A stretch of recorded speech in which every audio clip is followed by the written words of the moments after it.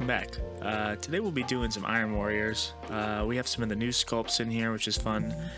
Some old kits with some new conversions. Some just old kits, and then we have the new Defiler and some Land Raiders. So quite a big mix of models here. This is for a big, of course, Iron Warriors lot. The goal here is I want to keep a nice dark iron to really let like the yellow of the hazard stripes pop, but also I'm going to do a little OSL and some factory bases. So I'm going to keep the Iron Warriors a little bit shade or dark, like a dark metallic instead of like a real steel. That's the goal, at least. I think it's very doable, and we could take this a shade up and it wouldn't be that big of a deal. Some pre-planning here. I wanted to do like a factory base, but like more of a I guess dilapidated, I guess you could say, like an old Chaos Forge or something. The whole theme was like maybe a forge factory that the Iron Warriors were using to pump stuff out of the Chaos Forges, whatever. So I got some STL files, links down below if you're interested. They're pretty good. And then I got some other bits and bobs here for the Defiler base. And I also got these cool power plant bases too. So there's some options here out there. There's so many options for factory bases. I didn't really want any with hazard stripes on the bases. I wanted to focus the hazard stripes to the models themselves. And I'll show you that here in a minute when we start painting. All right, let's jump into it. So here's my large lot of models, as we can see. Some are based, some are not at this point, just because I was still printing out some of the factory bases. One of the key things we're going to do here is we're going to actually try to paint the shoulder pads separately, the ones that are doing hazard stripes. We're going to be doing left side shoulder will be the hazard stripe shoulder pad. The right sides, as you might know, for Chaos already all have like some sort of pattern or decal on them. And then we're also going to do right shin. So a lot of the models have have either shin guards or full shin armor. The Chaos Legionnaires do. So we're going to do Chaos. We're going to do hazard stripes on those right shins too. So that's the general theme of how we want to do stripes here. So when I'm starting off, do all my stripes first, from top to bottom. So I'm basically just gonna prime everything into black, just surface primer through the airbrush. Again, anything that I didn't put on the sprue, I put on this little my ruler with some tack, some white tack, and then I'm just gonna basically paint on the sprue for everything else. Make it easy for me. Once our primer's all dry, we're gonna base coat everything in a brown rose. So we're gonna do a flesh tone build for this yellow base, which is what I normally do. You can do a pink also. It's just a different vibrance of the yellow when we put the speed paint over for our yellow. So this looks a little weird at first, but it makes sense in the long run.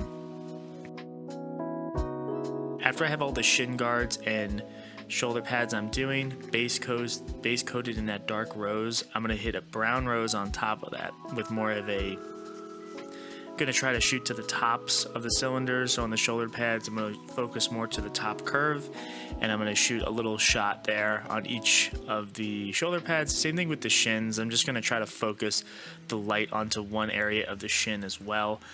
This is just building up some quick contrast and volumes here through color. That will really translate over in the speed paint when we're done. Now for the bigger models, I'm going to use masking tape. You can get masking tape like this on Amazon. It comes in a bunch of different sizes. I am not going to masking tape the shoulder pads because I'm going to lose my mind doing them on that small. Granted, you can do it. It just takes a lot of time and effort. I'll show you what I kind of do here. But for the bigger shoulder pads and shin guards on some of the bigger models, I'm going to use masking tape here to do my lines. And we just want to make sure that we have them all going on kind of the same angle, try to keep them all the same, and get good spacing on them.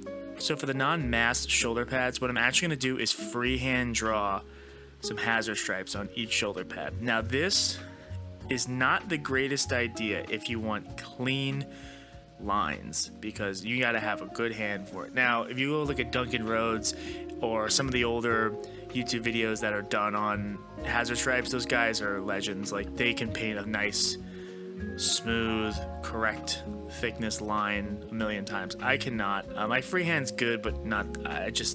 I'm not that good. So I have a fix for this, because you're going to be like, this kind of looks like crap, and I get it, but I have a fix for it, and you'll see. So basically, I'm just going to paint hazard stripes on everything that I didn't mask with a freehand with a nice like #1 sharp brush. So here's my fix for this, and in my head it works out, and I don't know if it's going to work out in your head, but basically I'm thinking, hey, these are Iron Warriors that have been in the warp. Their stuff's going to be messed up. So their hazard stripes, everything's going to have a little chip effect to it. There's going to be paint chipping. There's going to be dirt. There's going to be a lot going on. So there's a lot of reasons in my head why I can hide these lines. So really what I'm going to do is I have this is a #0 Artist Opus brush that I ruined. You've maybe seen it in other videos. So what I'm going to do is I'm going to just start with black, and I'm going to go between the black and the brown rose, and I'm going to stipple very carefully along the edges of these lines and kind of blur them. I'm going to go back and forth between black and the flesh tone to stipple in this color between the lines, and it's really going to add a nice chip, weathered look to it before we even put any yellow down. Now that we have all of those although we have those colors freehand, I need to go and paint the masking now. So I'm basically just going to take black paint through the airbrush over the masking units. We want to be gentle if we're doing this with either a brush or an airbrush. We don't want to have the masking tape move too much. So just be gentle, don't blast it, because the masking tape is good, but it can bleed a little bit depending on how good your seal is with your tape. Now that everything is dry, black, all colors, I'm going to go Imperial Fist Yellow, which is a contrast paint from Citadel or Warhammer Paint now. Right through the airbrush, I'm going to shoot the entire area with this color. It's a very, very vibrant yellow, and we did all this pre-work with our skin tone, so it's going to have already built-in volume, and it's going to look nice and vibrant on these models.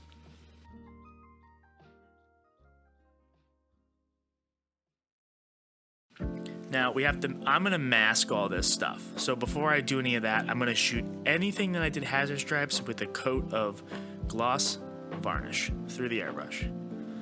My plan here is to use Vallejo liquid mask on pretty much anything that's small.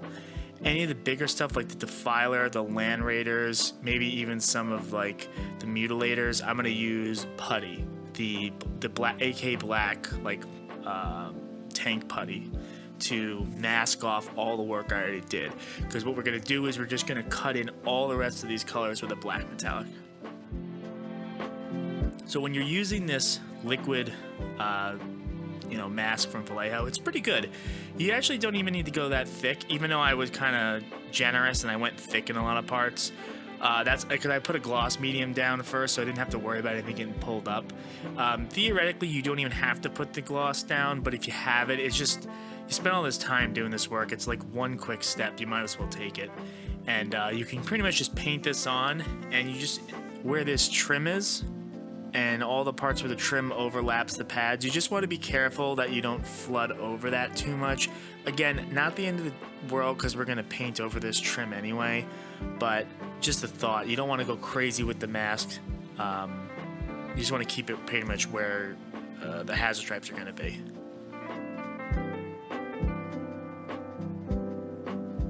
Alright, so now everything is dry for my liquid mask, and it dries clear, so it might look tricky, but it's dry. I'm going to mix together black primer and gunmetal gray to make a nice dark metallic one coat application for this whole model, and I'm just going to cover the model entirely in this. Every gap, everything's getting it. I'm even going to go over where I did my hazard stripes, where my mask is. I'm going to go over everything, make sure everything's covered. Some of the bigger models, the putty kind of went over some areas. I had to go in and touch them up with a brush, but honestly, like, if you just place your putty correctly, you won't have to worry about fixing anything after.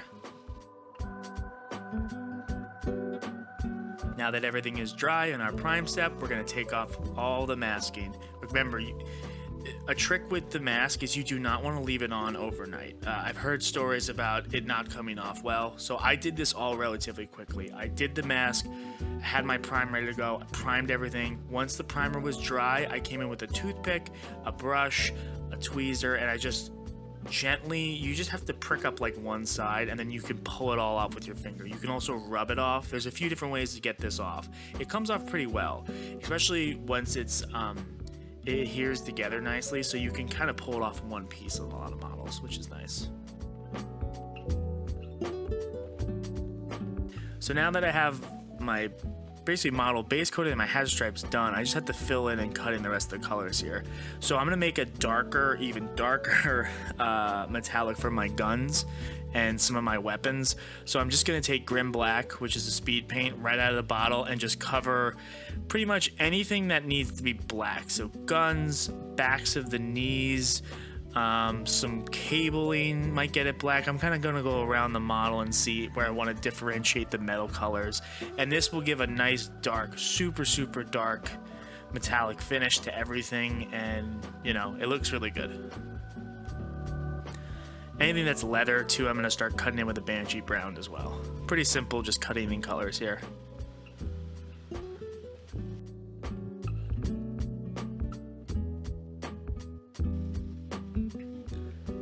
Before I do anything else, I want to get my skin out of the way. A few of these models have no helmets, so I'm going to base coat every bit of skin that I need to do with a blanched berry. I'm going to apply this with the brush, and on the defiler I'm going to use the airbrush. Once all of those blanched berries are dry, I'm going to use my my Highline airbrush, which is my smaller airbrush, to start airbrushing on pink. I'm gonna use the airbrush because I need to, I think I have pretty good control. I need to practice some more. So I'm gonna be very careful and shooting a highlight of pink over this blanched berry. This is my, I guess what I've been kind of referring to as my chaos skin. It's more of a pink, burgundy, like deep coloring with a sickly, almost yellowish pale highlight. And this is how I've been doing this for a lot of my chaos stuff. This is how I wouldn't like paint like a healthier skin. It looks the best on the defiler, of course, because the defiler has the most amount of skin to paint. I'm gonna take a break from my skin, and I'm just gonna get rid of my trim. So these models are chaos, a lot of trim. We all know how that goes. Remedy now!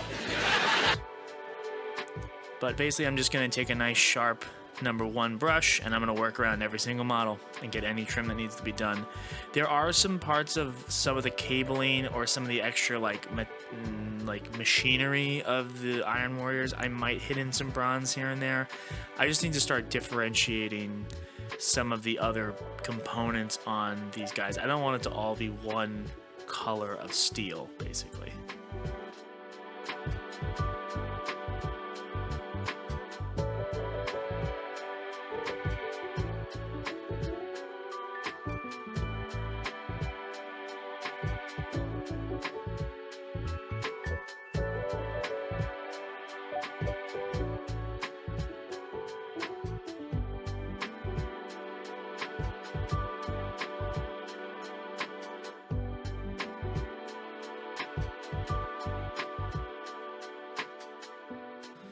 Alright, so now I have pretty much everything cut in, all my base coatings done, trims done. I'm going to do a nice, simple, like medium strength black wash over the entire model. You could use a black brown, you could use Agrax. There's a lot of good ways to do it. The bronze works the best with the brown, with a little brown in there. So you could do black brown. This is just black. I think it works. I really didn't want to go crazy around the pads because we spent so much time building up some of that coloring, so this is really just a slight tint to the model, and it's not really going to affect, it's really just going to fill in the metallics and give that the depth where it's not really going to, like, you know, tint our yellow work too much. Alright, so everything's dry, and I did do these a nice matte varnish to lock in all that oil that I in the wash. And I'm going to start with a little bit of dry brushing here. I'm going to do a simple lead belcher, moving up to like a Runefang steel, and I'm just going to kind of touch and dry brush and do all these metallic parts.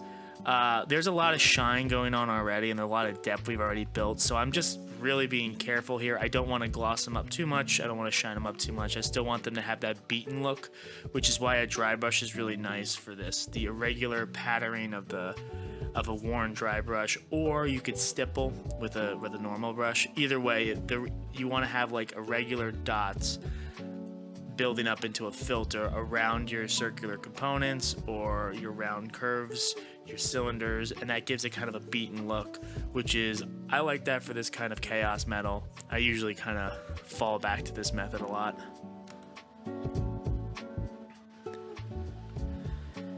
For these tusks, I just wanted to do a simple, basically what I'm doing here is I'm just layering Agrex Earthshade or a similar wash tone. I just want to have like a brown, a darker brown tusk moving into a white tusk. You know, you see this in nature sometimes. I don't know. I thought it looked cool. I think when it dry, you basically have to let this dry though. You kind of I'm all over the place now, going in between different colors. But when you have stuff like this, you need to wait to dry. You basically do it, let it dry, go do something else, come back to it. It's just like a process. All right, let's work on some skin here. I'm gonna basically be working in a pink into a Dorado. I'm actually going to Dorado skin, but also using a little bit of brown rose here, and I'm just gonna do the same. I like this little Citadel flat brush to get into the nooks and crannies. I'm gonna use this plus a normal brush. A lot of times I do this dry brush step to give me highlights or general idea where they should go. Also gives me a little bit of weird texture that I like, but then I'll come in with my #1 brush with a nice fine tip, and I will start working up those glaze steps. So when we glaze, we just make sure that we have a thin, somewhat thin coat of paint on the brush. We don't want, because basically we're just layering on top of each other, so when they dry more transparent, and we're just building up layers. There's enough skin here that I can start on one model, go through the rest, come back to the first one, and it's dry by then. And basically for this sickliness, I'm just working in more of the Dorado skin, even a little bit of white, just to give it that paleness and sickliness to it.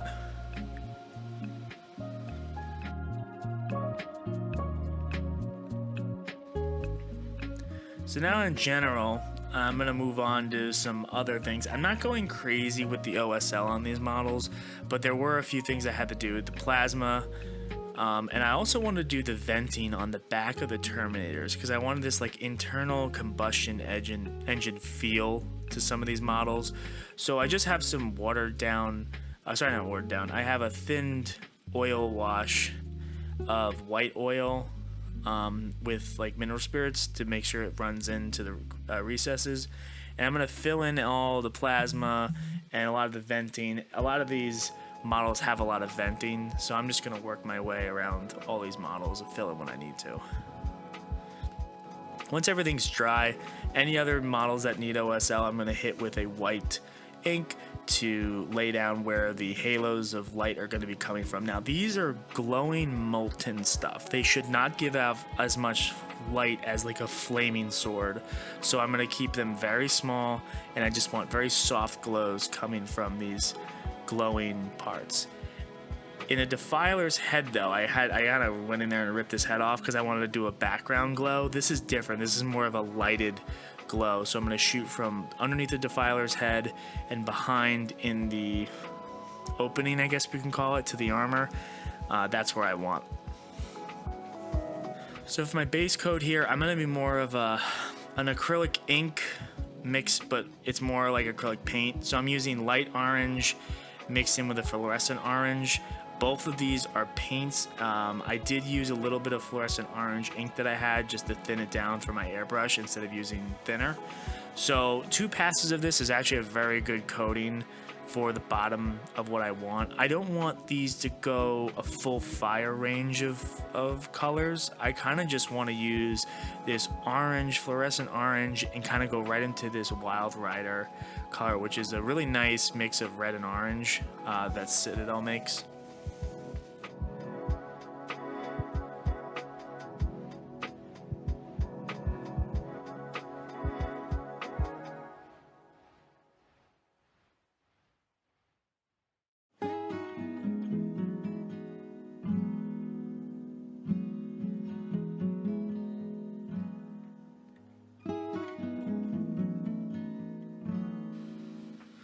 As you can see here, the Wild Rider Red straight through the airbrush is a really nice color, and I'm gonna actually use it over most of the parts that I cover this orange with. Parts of the model will be straight Wild Rider Red. Others will be like a filtered Wild Rider over the orange. So it has a nice transition. It's nothing crazy. It's not even that complicated. I really wanted the Wild Rider Red to be like the main color you're seeing off the table. And I think it really worked well, especially in the venting on the back of the Terminators. I think these look fantastic.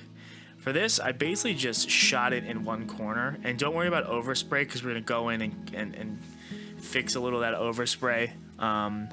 But I really like it on the venting. So now I'm going to basically cut in a lot of all the venting work, basically. So what I'm going to do is I'm going to have a little burnt red on a dry brush, and I'm going to stipple this on to any of the quote-unquote molten stuff. I want specks of burnt red mixed in with black and straight burnt red to be speckled along the gradient from the hot orange to the red, the Wild Rider Red, and this will give like that cooling sensation of a molten blade being cooled. And then we're also going to start to swipe and dry brush the venting too, because those are all going to come to black to give us contrast.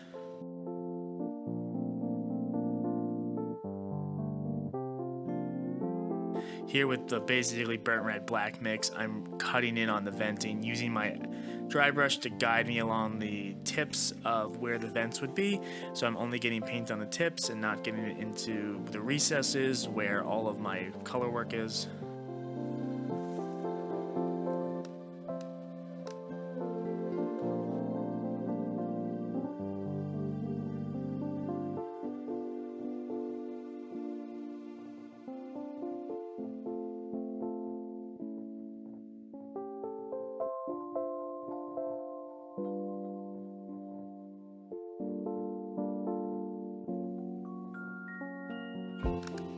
And this could be in a good position where I think the OSL has a nice effect. It's nothing crazy, but it's nice and defined.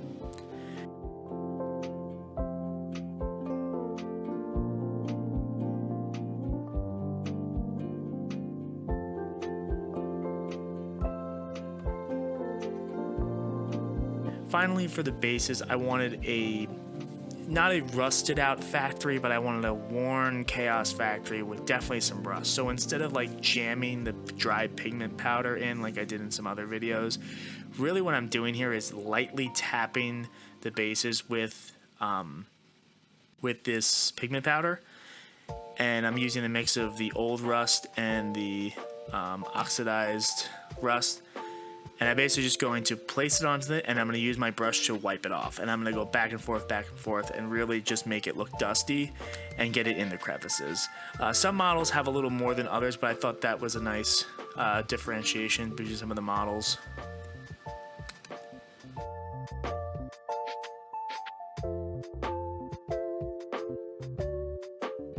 For the defiler base, I wanted to do a forge theme, like a real forge theme.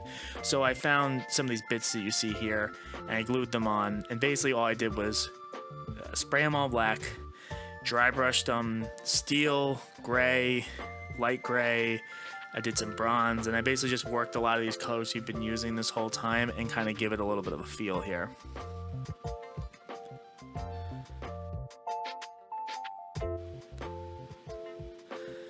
Finally, I wanted to have a cool magma effect forge thing. So same, white ink, same colors as before, Wild Rider, light orange, fluorescent orange, and I just want to have good coverage here. Again, not a crazy glow. I'm going to only hit OSL onto the bottom cables here. I'm not going crazy, but it's going to look nice. What's really nice about this Wild Rider is it's an acrylic paint, so it covers nicely. You don't have to go crazy with coats. It has a nice definition, and it's somewhat thinned when I thin it, so it can tint over other layers too. So it really has a nice effect here. I really like this color. I'm gonna start using it some more.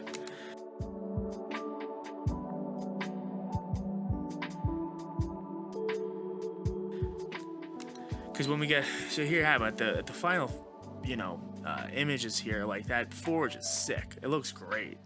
It's not subtle, but it's not like this giant fire pit underneath this big ass defiler.